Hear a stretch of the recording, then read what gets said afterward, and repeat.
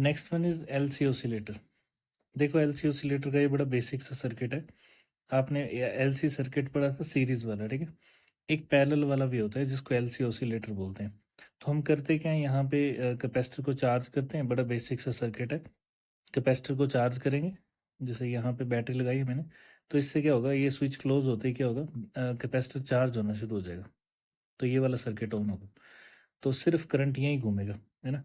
तो कैपेसिटर हो जाएगा चार्ज। जैसे ये कैपेसिटर फुल्ली चार्ज हो जाएगा, हम क्या करेंगे, स्विच S1 को ओपन कर देंगे और इसको क्लोज कर देंगे S2 को। फिर उसके बाद ये बैटरी देखो ये डिस्कनेक्ट हो गया। अब कैपेसिटर चार्ज हो गया होगा, तो वो इसको चार्जिंग करेगा, फिर ये इसको चार्जिंग करेगा, फिर ये इसको चार्जिंग करेगा, फिर ये इसको चार्जिंग करेगा। ऐसे करके साइकिल चलती रहेगी। अब होगा क्या, देखो सडन चेंज का तो अपोज करते हैं, ये अब आपको समझ आ गया होगा कि कैपेसिटर जो है सडन चेंज इन वोल्टेज का अपोज करता है। लेकिन हमने फोर्सफुली वोल्टेज लगाई दी है, तो फिर वो चार्ज होने लगी जाएगा, ठीक है।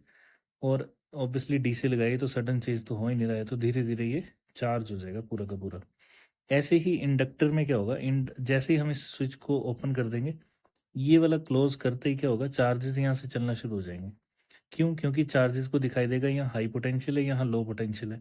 तो चार्जेस फ्लो करना शुरू कर देंगे, जिसकी वजह से अब देखो एकदम से तो फ्लो करेंगे नहीं, क्योंकि ये क्या करेगा, अपोज। तो जब जब सडन चेंज इन करंट आएगा, इसमें से फ्लो होएगा, तो ये क्या करेगा, तो ये अपोज करना शुरू कर देगा। अपोज करने का मतलब है ईएमएफ जनरेट हो जाएगी इसके अक्रॉस। और वो जो ईएमएफ होती है वो अपोजिट डायरेक्शन में होती है, और वो अपोज करती है सडन चेंज इन करंट को, जो आने की कोशिश करेगा। तो धीरे धीरे आएगा, फिर ये चार्ज होना शुरू हो जाएगा। तो मैं यहाँ पे कन्वेंशंस यूज़ कर रहा हूँ कुछ, जिससे आपको आसानी रहेगी। पहले तो मैं यहाँ लगा देता हूँ, तो देखो बैटरी पॉजिटिव है यहाँ पे, ये नेगेटिव टर्मिनल आ गया। स्विच S1 को मैंने कर दिया क्लोज। जैसे इसको क्लोज करूँगा, कैपेसिटर चार्ज होना शुरू हो जाएगा। तो मैं 4 पॉजिटिव चार्जेस लगा रहा हूँ। इसका मतलब होगा कि क्या होगा, ये कैपेसिटर फुल्ली चार्ज है, ठीक है। जब भी मैं ऐसे लगाऊंगा, तो मैं यहाँ लिख देता हूँ साइड में पहले कन्वेंशन। अगर मैंने कैपेसिटर पे एक पॉजिटिव एक नेगेटिव लगाया, ठीक है, तो उसका मतलब है पार्शियली चार्ज, मतलब आधा चार्ज है। मतलब पार्शियली का मतलब आधा नहीं होता है, पर फिलहाल मैं मान रहा हूँ कि बीच की स्टेज ले रहे हैं हम, ठीक है। ऐसे ही अगर कैपेसिटर में मैंने 2 लगा दिए, या एक से ज़्यादा जब भी लगा दूंगा, तो वो फुल्ली चार्ज होगा, ठीक है। हो सकता है जगह होगी तो मैं 4 लगा दूंगा, तो उसका मतलब होगा कि वो फुल्ली चार्ज है। वैसे 2 से काम चल जाएगा। ऐसे ही जो इंडक्टर है, इंडक्टर में क्या होगा, इंडक्टर में भी अगर मैंने एक प्लस एक माइनस लगाया, इसका मतलब है पार्शियली चार्ज्ड। और अगर इंडक्टर में मैंने 2 लगा दिए, प्लस प्लस माइनस माइनस, तो मतलब फुल्ली चार्ज, ठीक है। चलो अब कन्वेंशन आपको समझ आ गया, तो अब देखो, तो जैसे ही स्विच क्लोज किया, कैपेसिटर हो गया फुल चार्ज, क्योंकि डीसी बैटरी लगाई थी। तो सडन चेंज तो हुआ ही नहीं। तो अब ये कांस्टेंट वोल्टेज थी, इसकी वजह से क्या होगा, करंट चलेगा और ये चार्ज हो जाएगा कैपेसिटर। जैसे ही कैपेसिटर चार्ज हुआ, अब हम इस स्विच को ओपन कर देंगे। तो ये स्विच मैं हटा देता हूँ यहाँ से। अब किसको क्लोज कर देंगे, अब हम क्लोज कर देंगे इस वाले को। S2 को क्लोज करते ही क्या होगा, इसमें ना चार्जेस चलने लग पड़े। तो मैं ये वाली स्टेज उठा के यहाँ बना देता हूँ। तो देखो यहाँ, तो कैपेसिटर हमारा फुल चार्ज था, स्विच हमने क्लोज कर दिया यहाँ पे। ये स्विच था यहाँ पे S2। स्विच क्लोज होते ही क्या होगा, करंट फ्लो होना शुरू हो जाएगा। तो देखो करंट यहाँ से चलना शुरू हो जाएगा ऐसे, और ऐसे सर्किट में क्यों चलना शुरू हो जाएगा, क्योंकि इसको वोल्टेज का डिफरेंस दिखाई देगा। ऑब्वियसली यहाँ वी हाई होगी, यहाँ पे वी लो होगी, और बीच में क्या लगा है, वायर। इंडक्टर भी तो वायर ही होता है, इस वजह से, ठीक है। तो करंट फ्लो होना शुरू हो गया। अब होता ये है कि कैपेसिटर के अक्रॉस ना, कैपेसिटर में से जब करंट जाता है, अब देखो पहले करंट चला ही नहीं था, जीरो करंट था। जैसे स्विच ऑन किया, एकदम से हाई वोल्टेज डिफरेंस दिखाई दिया, तो करंट एकदम हाई फ्लो करेगा। हाई करंट फ्लो कर रहा है क्योंकि रेजिस्टेंस भी नहीं है। लेकिन इसका रेजिस्टेंस होता है प्रैक्टिकली, वैसे अभी नहीं है, ठीक है। तो अभी हम मान के चल रहे हैं कि नहीं है इसका रेजिस्टेंस, तो करंट इसमें से फ्लो करेगा, तो ये अपोज करना शुरू कर देगा। अब ये अपोज किस फॉर्म में करता है? ईएमएफ की फॉर्म में। तो जो ईएमएफ है वो इसके अक्रॉस जनरेट होगी और उल्टी साइड से जनरेट होगी। जैसे ऊपर पॉजिटिव लग रहा है तो ये इस तरफ आएगा और यहाँ नेगेटिव आएगा, तो ईएमएफ इंड्यूस होगी। तो अभी के लिए मान के चलो कि इसके अक्रॉस ईएमएफ इंड्यूस होने वाली है, अभी नहीं हुई है इस स्टेज में, तो इस स्टेज में मैं नहीं लगा रहा हूँ। मैं बस आपको ये बता रहा हूँ कि इसमें ईएमएफ कैसे जनरेट होगी, ठीक है। तो करंट चलना शुरू हो गया। अब क्या होगा? इससे अगला सर्किट देखो, इससे अगला नंबर इसका है। तो अब कैपेसिटर थोड़ा सा डिस्चार्ज हो गया, तो हाफ कर देता हूँ मैं इसको, और इंडक्टर चार्ज हो गया, ये इसके अक्रॉस ईएमएफ होगी। फिर उसके बाद ये नॉर्मल सी स्टेज है, इसमें कुछ बड़ा खतरनाक नहीं है। मतलब कैपेसिटर डिस्चार्ज हो गया और इंडक्टर चार्ज होना शुरू हो गया। जो कैपेसिटर होता है ना, वो एज ए बैटरी एक्ट करता है किसी भी सर्किट में, ये बैटरी की तरह। जो इंडक्टर होता है, मतलब जो बैटरी है, वो क्या होती है? Voltage source. तो ये वोल्टेज सोर्स की तरह एक्ट करता है। अब आपने करंट सोर्स नहीं पढ़ा है, तो इंडक्टर जो होता है वो करंट सोर्स की तरह एक्ट करता है जब वो चार्ज हो जाता है। मैग्नेटिक फील्ड स्टोर करता है ना, और आपको पता है इसमें इलेक्ट्रिक फील्ड स्टोर होती है, इस डायरेक्शन में इलेक्ट्रिक फील्ड, ये इलेक्ट्रिक फील्ड को स्टोर करेगा, और जो इसमें मैग्नेटिक फील्ड बनेंगी वो मैग्नेटिक फील्ड की फॉर्म में एनर्जी स्टोर करता है। तो याद रखना, दो एनर्जीज होंगी, इसमें इलेक्ट्रिक फील्ड वाली और इसमें मैग्नेटिक फील्ड वाली। होती क्या है एनर्जी, वो बता देता हूँ। अब आपको याद हो एनर्जी डेंसिटी, तो एनर्जी डेंसिटी जो थी वो थी एनर्जी अपॉन वॉल्यूम।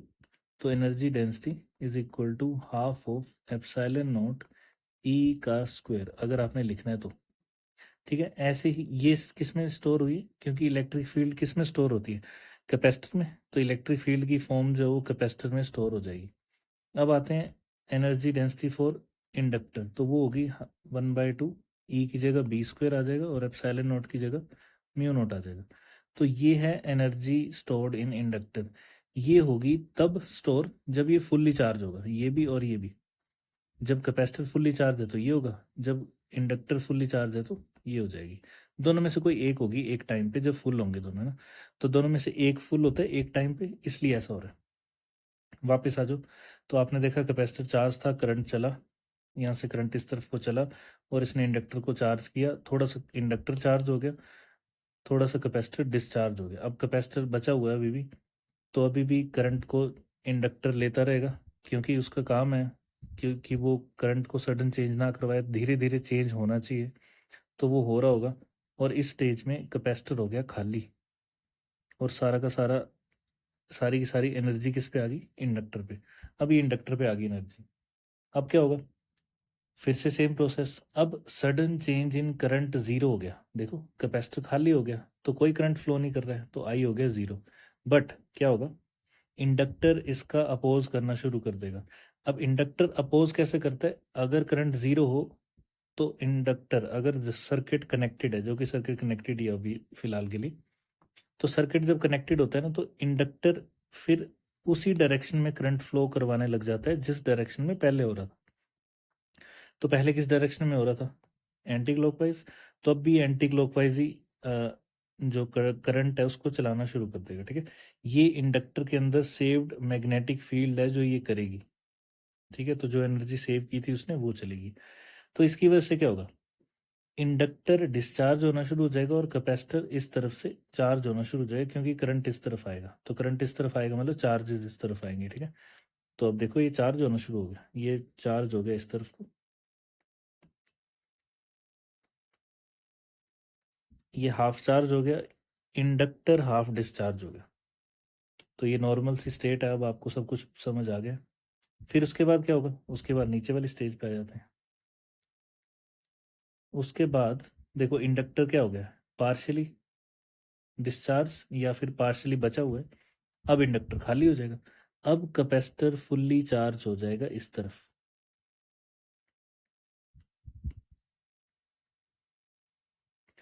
अब कैपेसिटर फुल चार्ज हो गया, अब फिर से प्रॉब्लम होगी। अब वोल्टेज फिर से यहाँ लो होगी, यहाँ हाई होगी। तो इसका मतलब है करंट कैसे चलेगा? इस तरफ को। ठीक है। तो अब करंट फिर से स्टार्ट कर देगा फ्लो करना। तो करंट फिर से फ्लो करना स्टार्ट करेगा, इसका मतलब ये वाली स्टेज आएगी। अब क्या होगा, कैपेसिटर जो है वो किस तरफ को चार्ज था, नीचे की तरफ पॉजिटिव था। तो अब कैपेसिटर डिस्चार्ज हो जाएगा, थोड़ी सी चार्जिंग बची उसमें। इंडक्टर चार्ज होना शुरू हो जाएगा, करंट क्योंकि इस तरफ को चल रहा है ऐसे। तो मैंने आपको बताया था इसमें जो ईएमएफ या वोल्टेज इंड्यूस होगी मतलब इसके अक्रॉस, वो अपोजिट डायरेक्शन में होगी। इसका मतलब पॉजिटिव इस तरफ आएगा, नेगेटिव इस तरफ आएगा। अभी भी करंट चल रहा है क्योंकि ये करंट सोर्स की तरह एक्ट भी कर रहा है साथ साथ में। तो करंट चले जा रहा है, ये कोशिश कर रहा है कि करंट कांस्टेंट रहे, तो थोड़ा थोड़ा अपना भी यूज़ करवा रहा है। फिर उसके बाद कैपेसिटर फुल्ली खाली हो गया, और कौन चार्ज हो गया, इंडक्टर। अब इंडक्टर इस तरफ से चार्ज हो गया, अब ये फुल चार्ज हो गया इंडक्टर।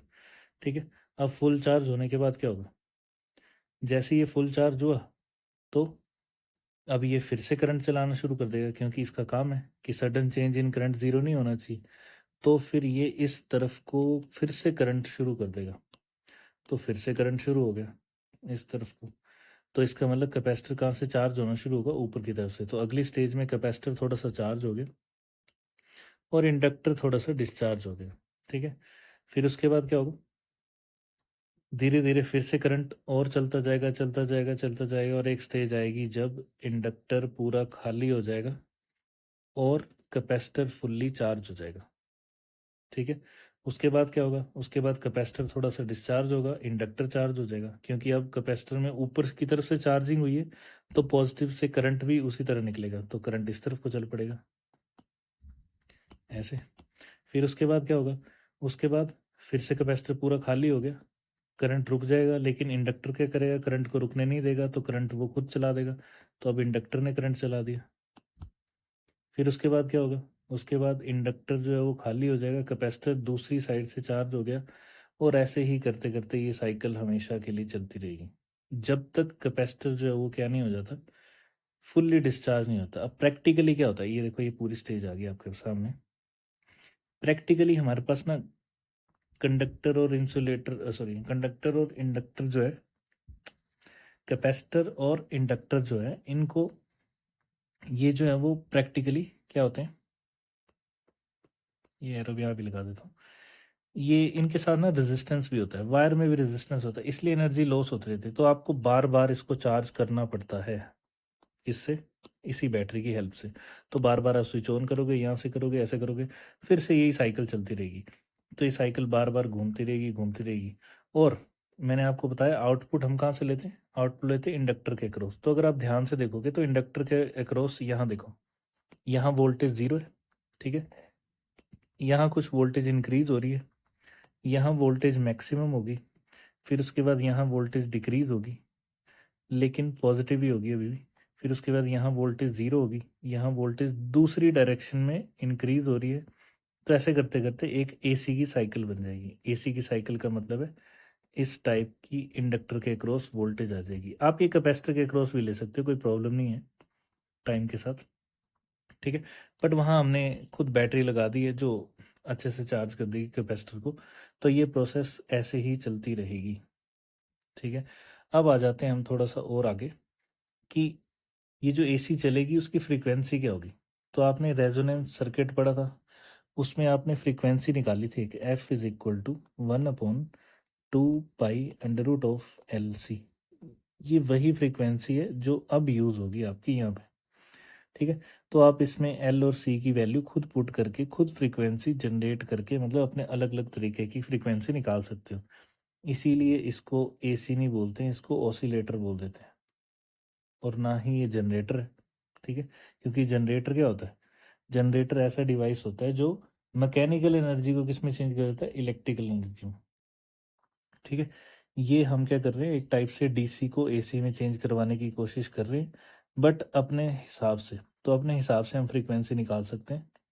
तो ये कन्वेंशन मैंने आपको बता दी है, ये सब कुछ लिखा हुआ है, और ये बन गया आपका ऑसिलेटर।